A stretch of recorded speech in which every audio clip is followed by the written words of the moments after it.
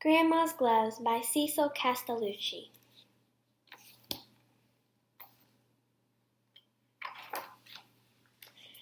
Grandma has a way with flowers. She is always on her knees in the dirt with her gloves on, talking to her roses, scolding the Seleucids, and laughing with the birds of paradise.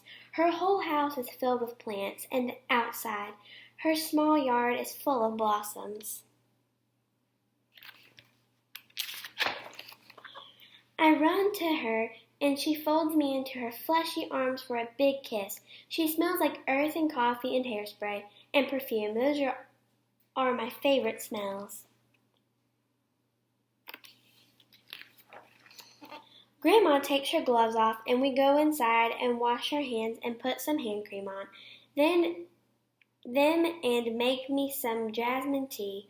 We eat the special secret cookies that she keeps in her fancy tin box, or the homemade donuts that taste better than anything from a store, and I tell her about my week, and she teaches me about the garden. Sometimes she repeats things, but I am very patient with her. She always keeps the gloves near her on the table or in her pocket in case she suddenly needs to check one of her plants or flowers.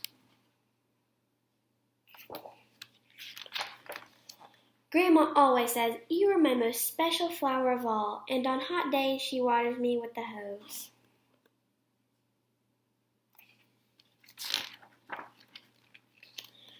But one day Mama tells me that Grandma is in the hospital. We visit, and Grandma does not smell like herself. She smells like alcohol wipes, apple juice, and baby powder.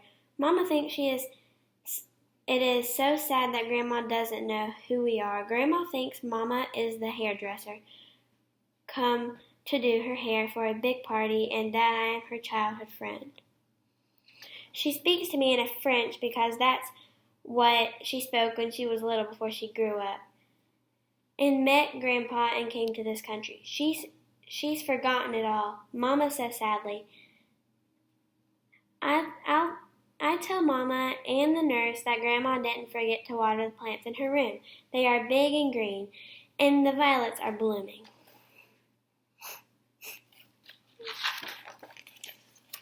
Mama gets the call from the hospital late in the night. I know it is bad news because her shoulders slump and she cries. As I watch secretly from the hallway, I see Dad put his arms around her and squeeze her shoulders just like he does to me when I'm sad.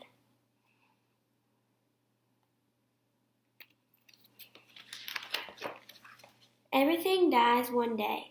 I know that the old tree down in the park.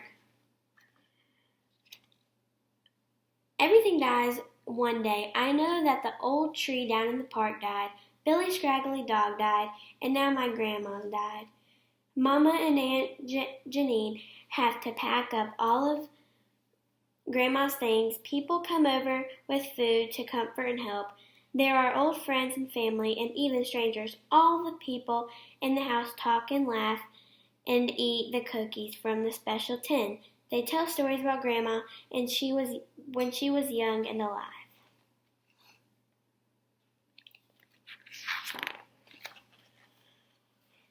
No one seems to look twice at the plants with the yellow leaves except for me. I slip Grandma's gloves on and pull away the yellow leaves like Grandma used to do, and then I water the plants and the flowers that everyone else has forgotten.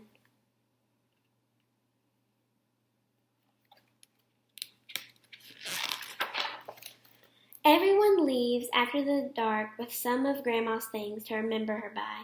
Mama says, "You'll get Grandma's locket for when you are older, and the porcelain ballerina is for your room." I guess so, I say, feeling sadder and smaller than I ever have before. What I really want is Grandma and jasmine tea, and the hose on the hot summer day, and the homemade donuts that are better than anything store-bought.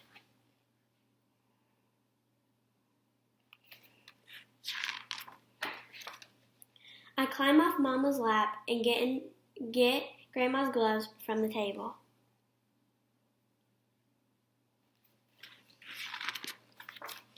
"Mama," I ask, "can we grow a garden of our own?" "Yes," Mama says, "but I don't know much about gardening." Then she smiles as she puts her hands out in front of her and lets me put Grandma's gloves on them. You can help me, I say, to talk the roses, scold, and the solicits, and laugh with the birds of paradise.